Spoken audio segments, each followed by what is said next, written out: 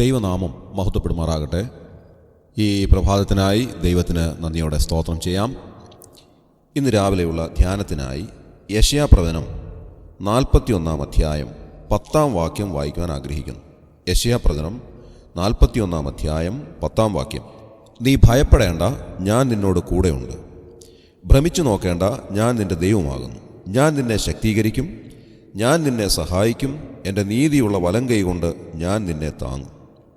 നമ്മെ വളരെ ആശ്വസിപ്പിക്കുന്ന ഒരു വേദഭാഗമാണിത്. യാക്കോബിനോട് ദൈവം അരുളി ചെയ്യുന്ന വളരെ അനുഗ്രഹകരമായ ചില കാര്യങ്ങളാണ് ഈ അധ്യായങ്ങളിൽ നമുക്ക് കാണുവാൻ സാധിക്കുന്നത്. യാക്കോബ് എന്ന് പറയുമ്പോൾ ഇസ്രായേൽ എന്നുള്ളതായ അർത്ഥത്തിൽ നാം അതെടുക്കേണ്ടത് ആവശ്യമാണ്. 8 വാക്യത്തിൽ നാം വായിക്കുന്നത്, നീയോ എൻ്റെ ദാസനായ ഇസ്രായേലേ, ഞാൻ തിരഞ്ഞെടുത്ത യാക്കോബേ, എൻ്റെ സ്നേഹിതനായ അബ്രഹാമിൻ്റെ സന്തതിയെ എന്ന് സംബോധന ചെയ്തുകൊണ്ടാണ് ഈ വാക്കുകൾ എഴുതിയിരിക്കുന്നത്. അവിടെ നാം വായിക്കുന്നത് ഇസ്രായേലിനോട് അല്ലെങ്കിൽ യാക്കോബിനോട് ദൈവം അരുളി ചെയ്യുമ്പോൾ വാസ്തവത്തിൽ ആധുനിക ഇസ്രായേലായിട്ടുള്ള നമ്മോടുള്ള ഒരു അരുളപ്പാടായിട്ട് നമുക്കിതിനെ കാണുവാൻ സാധിക്കും. നമ്മോട് ദൈവം പറയുകയാണ്, നീ ഭയപ്പെടേണ്ട, ഞാൻ നിന്നോട് കൂടെയുണ്ട്. എത്രമാത്രം ആശ്വാസകരമായ ഒരു വാക്യമാണിത്. തുടർന്ന് വരുന്നതായ ഭാഗത്തിൽ നമുക്ക് കാണാൻ സാധിക്കുന്നത് 14 വാക്യത്തിൽ, പുഴുവായ യാക്കോബേ, ഇസ്രായേൽ പരീക്ഷയെ ഭയപ്പെടേണ്ട, ഞാൻ നിന്നെ സഹായിക്കും എന്ന് യഹോവ അരുളി ചെയ്യുന്നു എന്നാണ് എഴുതിയിരിക്കുന്നത്. നോക്കണം, ദൈവം ഇസ്രായേലിനോട് പറയുകയാണ്, പുഴുവായ യാക്കോബേ എന്ന് പറഞ്ഞാൽ നീ എത്രമാത്രം നിസ്സാരനായിട്ടുള്ളതായ ഒരു വ്യക്തിയാണ്, ഒരു പുഴു സമാനനാണ് നീ. വാസ്തവത്തിൽ നമ്മെ സംബന്ധിച്ച് നാം നോക്കുമ്പോൾ നാം എത്രയോ ക്ഷണികരായിട്ടുള്ളവരാണ്, വളരെ നിസ്സാരരായിട്ടുള്ളവരാണ്. നമ്മുടെ ജീവിതം എന്ന് പറയുന്നത് വളരെ ക്ഷണികമായിട്ടുള്ളൊരു ജീവിതം. നമുക്കൊന്നുകൊണ്ടും പുഴുവാനായിട്ടില്ല, പുഴു സമാനരാണ്. അതുകൊണ്ടാണ് യാക്കോബിനോട് പറയുന്നത് പുഴുവായ യാക്കോബേ എന്നാണ് സംബോധന പ്രവാചകൻ ചെയ്യുന്നത്. അത്രമാത്രം നിസ്സാരരാണ് നമ്മൾ എന്നുള്ളത് നാം ചിന്തിക്കേണ്ടത് ആവശ്യമാണ്. നമുക്കൊന്നുകൊണ്ടും പുഴുവാനായിട്ട് സാധ്യമല്ല, ഒന്നിലും പ്രശംസിക്കുവാൻ നമുക്കില്ല. അത്രമാത്രം നിസ്സാരനാണ് നാം എന്ന് ദൈവജനം നമ്മെ ഓർമ്മിപ്പിക്കുകയാണ്. നമുക്കൊന്നുകൊണ്ടും അഹങ്കരിക്കുവാനോ ഒന്നുകൊണ്ടും പ്രശംസിക്കുവാനോ ഒന്നിലും നമുക്ക് വലിപ്പം പറയുവാനോ ഒന്നും നമുക്കില്ല എന്നുള്ളത് കാണുവാൻ സാധിക്കും. ഒരുപക്ഷെ പലരും പലതിലും പ്രശംസിക്കുന്നവരായിട്ടുണ്ട്.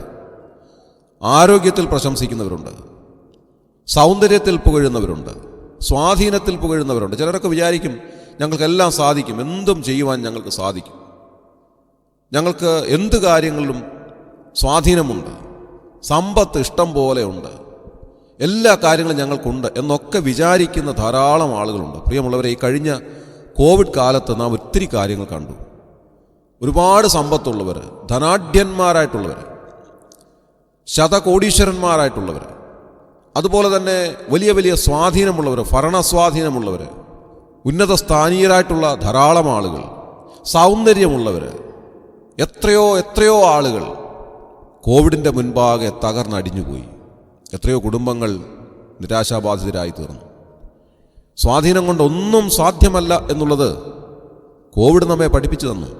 സമ്പത്തൊന്നുമല്ല എന്നുള്ളത് നാം കണ്ടു, സൗന്ദര്യം ഒന്നുമല്ല എന്ന് നാം കണ്ടു. അവിടെ എല്ലാം ദൈവം നമ്മോട് അരുളി ചെയ്യുകയായിരുന്നു, പുഴുവായ യാക്കോബേ എന്ന് പറഞ്ഞതുപോലെ നാം പുഴു സമാനരാണ് എന്ന് നമ്മെ ദൈവം ഓർമ്മിപ്പിക്കുകയായിരുന്നു. ഒന്നിലും പുകഴുവാൻ നമുക്കില്ല എന്ന് ദൈവം നമ്മെ കാണിച്ചു തരികയായിരുന്നു. എത്രയോ പേര് ദൃഢഗാത്രരായിരുന്ന എത്രയോ പേര് വളരെ പെട്ടെന്ന് മരണത്തിലൂടെ മാറ്റപ്പെട്ടു പോയി. മരിച്ചു കഴിഞ്ഞവരെ നാം കണ്ടു. ഒരു പൊളിത്തീൻ കവറിന് ഉള്ളിലാക്കി മറ്റുള്ളവരെ മുഖം പോലും കാണിക്കാൻ സാധ്യമല്ലാത്ത നിലയിൽ അവരെ കൊണ്ടുചെന്ന് മറവ് ചെയ്തതായിട്ട് നാം കാണുന്നുണ്ട്. അത്രമാത്രം നാം പുഴു സമാനരാണ് എന്ന് ദൈവവചനം നമ്മെ ഓർമ്മിപ്പിക്കുകയാണ്. അങ്ങനെയുള്ള പുഴു സമാനരായ മനുഷ്യരുടെ ജീവിതത്തിൽ സഹായം നൽകുന്നത് ആരാണ്? ദൈവമാണ്. അത്യുന്നതനായ ദൈവമാണ് നമ്മെ സഹായിക്കുന്നത്.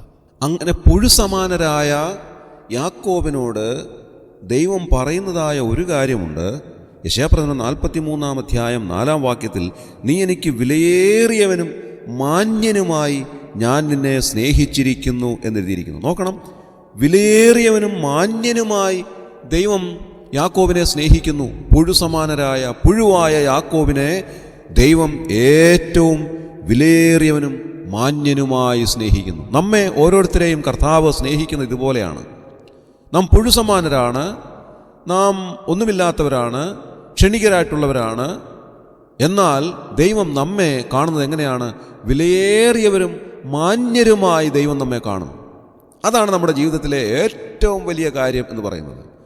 നമ്മുടെ ജീവിതത്തിൽ മറ്റൊന്നുമില്ല എന്നുണ്ടെങ്കിൽ പോലും ദൈവം നമ്മെ വിലയേറിയവരും മാന്യരുമായി കാണുന്നു. ദൈവ മക്കളെ ദൈവം ഏറ്റവും വിലയേറിയവരും മാന്യരുമായി കാണുന്നു എന്നുള്ളത് ഇന്ന് രാവിലെ നമ്മെ എത്രയോ ആശ്വസിപ്പിക്കുന്നതായ ഒരു വസ്തുതയാണ്. ലോകപ്രകാരമുള്ള മനുഷ്യരെ അല്ല ദൈവം വിലയേറിയവരും മാന്യരുമായി കാണുന്നു. ദൈവമക്കളെ അവിടുന്ന് ഏറ്റവും വിലയേറിയവരായി കാണുന്നു. അവരെയാണ് ദൈവം സഹായിക്കുന്നത്, അവരെയാണ് ശക്തീകരിക്കുന്നത്. ഇന്ന് രാവിലെ ആ ഒരു വലിയ പ്രിവിലേജ് നമുക്കാണ് ദൈവം നൽകിയിരിക്കുന്നത്. ദൈവം നമ്മോട് പറയുകയാണ്, നീ ഭയപ്പെടേണ്ട കേട്ടോ, ഞാൻ നിന്നോട് കൂടെയുണ്ട്. പലപ്പോഴും നാം ഭയം ബാധിച്ചവരായി തീരാറുണ്ട്. എപ്പോഴാണ് നമ്മെ ഭയം ബാധിക്കുന്നത്? യാതൊരു സഹായവും നമുക്ക് ലഭിക്കാനില്ല എന്ന് നാം വിചാരിക്കുമ്പോഴാണ് നമ്മെ ഭയം ബാധിക്കുന്നത്. ആരും സഹായത്തിനില്ല എന്ന് വിചാരിക്കുമ്പോൾ, ആരെക്കൊണ്ട് ഒന്നും ചെയ്യുവാൻ സാധ്യമല്ല എന്ന് വിചാരിക്കുമ്പോൾ, നമ്മുടെ ജീവിതത്തിൻ്റെ ഏറ്റവും വലിയ നിരാശയിലേക്ക് നാം പോകുമ്പോൾ നാം ഭയപ്പാടോടുകൂടെ ജീവിതത്തെ കാണുകയാണ്. രോഗാവസ്ഥയിൽ, ക്ഷീണാവസ്ഥയിലൊക്കെ നമ്മൾ ഭയപ്പെട്ടെന്നിരിക്കാം. എന്നാൽ ദൈവവചനം നമ്മോട് പറയുന്നത് നീ ഭയപ്പെടേണ്ട എന്നാണ്. ഈ ദൈവവചനത്തിൽ 365 പ്രാവശ്യം ഭയപ്പെടേണ്ട എന്നെഴുതിയിരിക്കുന്നു എന്നാണ് വേദപണ്ഡിതന്മാർ കണ്ടെത്തിയിട്ടുള്ളത്. ഒരു വർഷത്തിൻ്റെ ഓരോ ദിവസവും നമ്മോട് ദൈവവചനം പറയുകയാണ്, നീ ഭയപ്പെടേണ്ട, ഞാൻ നിന്നോട് കൂടെയുണ്ട്. ഈ കർത്താവ് നമ്മോട് കൂടെ ഉള്ളത് കൊണ്ടാണ് നമുക്ക് ഭയപ്പെടേണ്ട എന്നുള്ള സ്ഥിതിയിൽ ജീവിക്കുവാനായിട്ട് സാധിക്കുന്നത്.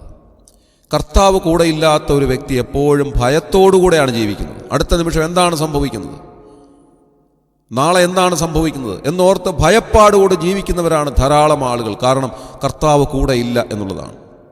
എന്നാൽ ദൈവവചനം നമ്മോട് പറയുന്നത് നീ ഭയപ്പെടേണ്ട, ഞാൻ നിന്നോട് കൂടെയുണ്ട് എന്നാണ്. കർത്താവ് നമ്മോട് കൂടെയുണ്ട്. കർത്താവ് കൂടെ ഉള്ളതുകൊണ്ട് നാം ഒട്ടും ഭയപ്പെടേണ്ടെന്ന ആവശ്യമില്ല. കാരണം നമ്മെ നിർമ്മിച്ചവൻ, നമ്മുടെ സകല കാര്യങ്ങളും അറിയുന്നവൻ, നമ്മെ സൃഷ്ടിച്ച നമ്മുടെ സ്വർഗീയ പിതാവ് നമ്മോട് കൂടെയുണ്ട്. ആ കൂടെയുണ്ട് എന്നുള്ള വാക്ക് വളരെയധികം അന്വർത്ഥമാണ്. നാം അറിയാതെ നമ്മുടെ കൂടെയുണ്ട്, ഏതൊരു സമയത്തും നമ്മുടെ കൂടെയുണ്ട്. നമ്മൾ ഭവനത്തിലിരിക്കുമ്പോഴും ഒരുപക്ഷെ യാത്ര ചെയ്യുമ്പോഴും നമുക്ക് കാണാൻ സാധിക്കുന്നുണ്ടോ പ്രിയമുള്ളവരെ നമ്മുടെ കൂടെ ഇരിക്കുന്ന കർത്താവിനെ? നാം ഭവനത്തിലിരിക്കുമ്പോൾ നമ്മുടെ സമീപത്തിരിക്കുന്ന കർത്താവിനെ, നാം യാത്ര ചെയ്യുമ്പോൾ നമ്മുടെ അടുത്ത സീറ്റിൽ നാം അറിയാതെ നമ്മോട് കൂടെ ഇരിക്കുന്നവനായ ഈ കർത്താവിനെ കാണുവാൻ നമ്മുടെ വിശ്വാസ കണ്ണുകൾ കൊണ്ട് സാധ്യമാകുന്നുണ്ടോ? നാം ഒരുപക്ഷെ രോഗാവസ്ഥയിലാകുമ്പോൾ നമ്മുടെ കൂടെയുള്ള കർത്താവിനെ കാണുവാൻ നമുക്ക് സാധിക്കുമോ? നാം ക്ഷീണാവസ്ഥയിൽ കിടക്കുന്ന സമയത്ത് നമ്മുടെ അരികിൽ വന്ന് നമ്മെ തലോടുന്നതായ ആ കരം കാണുവാൻ നമുക്ക് സാധിക്കുന്നുണ്ടോ? നാം വിഷമിക്കുന്ന സമയത്ത് നമ്മുടെ കണ്ണുനീര് തുടയ്ക്കുന്ന ആ കരം കാണുവാൻ നമുക്ക് സാധിക്കുന്നുണ്ടോ? നാം പ്രയാസപ്പെടുമ്പോൾ നമ്മെ തലോടി ആശ്വസിപ്പിക്കുന്ന ആ കരം കാണുവാൻ നമുക്ക് സാധിക്കുന്നുണ്ടോ? പ്രിയമുള്ളവരെ, ഇന്ന് രാവിലെ ദൈവവചനം നമ്മോട് പറയുകയാണ്, കർത്താവ് നമ്മോട് അരുളി ചെയ്യുകയാണ്, നീ ഭയപ്പെടേണ്ട, ഞാൻ നിൻ്റെ കൂടെയുണ്ട്. നിൻ്റെ ആവശ്യങ്ങൾ നിന്നേക്കാൾ ഉപരിയായിട്ട് അറിയുന്നവനാണ് ഞാൻ. നിൻ്റെ പ്രയാസങ്ങൾ നിന്നേക്കാൾ ഉപരിയായിട്ട് ഞാൻ അറിയുന്നു. നിൻ്റെ രോഗാവസ്ഥ ഞാൻ അറിയുന്നു. നിൻ്റെ ക്ഷീണാവസ്ഥ ഞാൻ അറിയുന്നു.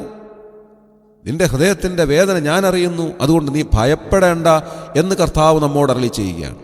ഇത് രാവിലെ നാം അറിയാതെ നമ്മുടെ അരികിൽ നിൽക്കുന്നവനായ കർത്താവ് നമ്മോട് പറയുകയാണ്, നീ ഭ്രമിച്ചു നോക്കേണ്ട, ഞാൻ നിൻ്റെ ദൈവമാകുന്നു. പലപ്പോഴും നമ്മൾ ഭ്രമിച്ചു നോക്കുകയാണ്.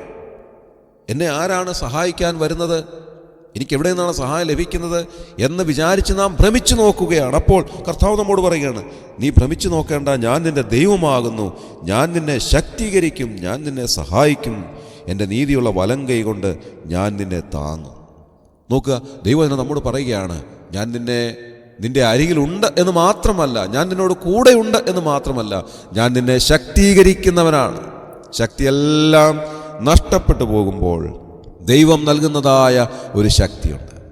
ആ ശക്തിയാണ് ഏറ്റവും വലിയ ശക്തി. നമ്മുടെ ശരീരത്തിന് ശക്തി നൽകുന്ന, നമ്മുടെ മനസ്സിന് ശക്തി നൽകുന്ന, നമ്മെ ധൈര്യപ്പെടുത്തുന്ന കർത്താവ് നമ്മോട് പറയുകയാണ്, ഞാൻ നിന്നെ സഹായിക്കും, ഞാൻ നിന്നെ ശക്തീകരിക്കും, എൻ്റെ നീതിയുള്ള വലങ്കൈ കൊണ്ട് ഞാൻ നിന്നെ താങ്ങും. ഇന്ന് രാവിലെ ആ അനുഗ്രഹകരമായ നീതിയുള്ള വലങ്കൈ നമ്മെ താങ്ങുന്ന വലങ്കൈയാണ്. പ്രയാസം വരുമ്പോഴും രോഗം വരുമ്പോഴും ക്ഷീണം വരുമ്പോഴും ഒക്കെ നമ്മെ താങ്ങുന്ന ഒരു കരമുണ്ട്. നമ്മുടെ ഹൃദയം വേദനിക്കുമ്പോൾ നമ്മെ താങ്ങുന്ന ഒരു കരമുണ്ട്. നമ്മൾ തലോടുന്ന ഒരു കരമുണ്ട്. നാം അറിയാതെ ആ തലോടൽ നമുക്ക് ലഭിക്കുന്നുണ്ട്. പ്രിയമുള്ളവരെ, നാം രോഗാവസ്ഥയിലാകുമ്പോഴും ക്ഷീണാവസ്ഥയിലാകുമ്പോഴും ഒക്കെ ആ കരമാണ് നമ്മെ തലോടുന്നത്, താങ്ങുന്നത്. ആ താങ്ങുന്ന കരങ്ങൾക്കായി നമുക്ക് നന്ദിയോടെ സ്തോത്രം ചെയ്യാം. ഇന്ന് പകലിൽ ആ തലോടൽ അനുഭവിക്കുവാൻ കർത്താവ് നമ്മെ സഹായിക്കട്ടെ. കർത്താവ് നമ്മെ തലോടട്ടെ. നമ്മുടെ പ്രയാസത്തിൽ കർത്താവ് നമ്മെ തലോടട്ടെ. നമ്മുടെ അരികിലുണ്ട് കർത്താവ്. നമ്മുടെ സകല കാര്യങ്ങളും അറിയുന്ന ആ കർത്താവ് നമ്മുടെ അരികിലുണ്ട്, തൊട്ടരികിലുണ്ട്. അവിടുന്ന് നമ്മെ ആശ്വസിപ്പിക്കട്ടെ, നമ്മെ ശക്തീകരിക്കട്ടെ. അവിടുത്തെ കരം നമ്മിലേക്ക് വയ്ക്കുമ്പോൾ അവിടുത്തെ ശക്തി നമ്മിലേക്ക് വ്യാപരിക്കും. അവിടുത്തെ കരം നമ്മെ തലോടുമ്പോൾ നമ്മുടെ ഹൃദയം ആശ്വസിക്കും. അവിടുന്ന് നമ്മെ താങ്ങുമ്പോൾ നമ്മുടെ സകല പ്രയാസങ്ങളും നീങ്ങിപ്പോകും. ഇന്നത്തെ ദിവസം ഏറ്റവും അനുഗ്രഹമാകട്ടെ. കർത്താവിൻ്റെ സാന്നിധ്യം അനുഭവിക്കുവാൻ കർത്താവ് നമ്മെ സഹായിക്കട്ടെ. കർത്താവ് നമ്മുടെ തൊട്ടരികിൽ നിൽക്കുന്നതായ അനുഭവം നമുക്കുണ്ടാകുവാൻ കർത്താവ് നമ്മെ സഹായിക്കട്ടെ. ഇന്നത്തെ ദിവസം ആ വലിയ സാന്നിധ്യം അനുഭവിക്കുന്ന, ആ ശക്തി അനുഭവിച്ചറിയുന്ന, ആ സാന്ത്വനം അനുഭവിച്ചറിയുന്ന, ആ കൈത്താങ്ങൽ അനുഭവിച്ചറിയുന്ന അനുഗ്രഹത്തിൻ്റെ ദിവസമാക്കി കർത്താവ് നമുക്ക് നൽകട്ടെ. കർത്താവിൻ്റെ സഹായം ഇന്ന് പകൽക്കാലം മുഴുവൻ നമുക്ക് ലഭിക്കട്ടെ. നമുക്ക് പ്രാർത്ഥിക്കാം. ക്രിസ്തുയേശുവിൽ കൂടെ അതിവാത്സല്യമായി ഞങ്ങളെ സ്നേഹിക്കുന്ന സ്വർഗീയ പിതാവാം നല്ല ദൈവമേ, ഈ അനുഗ്രഹകരമായ പ്രഭാതത്തിനായി ഞങ്ങൾ നന്ദിയോടെ സ്തോത്രം ചെയ്യുന്നു. അവിടുന്ന് ഞങ്ങളോട് കൂടെയുണ്ട് എന്ന് ഞങ്ങൾക്ക് നൽകിയ വചനത്തിനായി ഞങ്ങൾ നന്ദി പറയുന്നു കർത്താവ്. എപ്പോഴും അവിടുന്ന് ഞങ്ങളുടെ കൂടെ ഉള്ളതിനായി സ്തോത്രം. ഇന്നത്തെ ദിവസം കർത്താവെ, അവിടുന്ന് ഞങ്ങളോട് കൂടെ ഇരുന്ന് ഞങ്ങളുടെ എല്ലാ രംഗങ്ങളിലും അവിടുന്ന് ഞങ്ങളോട് കൂടെ ഇരുന്ന് ഞങ്ങളെ സഹായിക്കണമേ. രോഗികളായിരിക്കുന്നവർക്ക്, ക്ഷീണിതരായിരിക്കുന്നവർക്ക് അവിടുന്ന് ആശ്വാസം നൽകണമേ. അവിടുന്ന് സാന്ത്വനിപ്പിക്കണമേ, സഹായം നൽകി, സൗഖ്യം നൽകി അവിടുന്ന് അനുഗ്രഹിക്കണമേ. ഇന്നത്തെ ദിവസം കർത്താവെ, അവിടുത്തെ സാന്നിധ്യത്താൽ എല്ലാവരെയും അവിടുന്ന് ഭരിക്കണമേ. ഭയമില്ലാതെ ജീവിപ്പാൻ ഞങ്ങളെ ഇടയാക്കണമേ. ധൈര്യത്തോടെ ജീവിപ്പാൻ ഞങ്ങളെ ഇടയാക്കണമേ. അവിടുത്തെ ശക്തിയാൽ ഞങ്ങൾ ജീവിക്കട്ടെ കർത്താവെ. ഞങ്ങളുടെ പ്രാർത്ഥന കേട്ടതിനായി സ്തോത്രം. ഞങ്ങളുടെ കർത്താവിന് രക്ഷിതാവുമായ യേശു ക്രിസ്തുവിന്റെ വിലയേറിയ നാമത്തിൽ താഴ്മയായി ചോദിക്കുന്നു. കൃപയുണ്ടായി കേൾക്കുമാറാകണം സ്വർഗ്ഗീയ നല്ല പിതാവേ. ആമേൻ.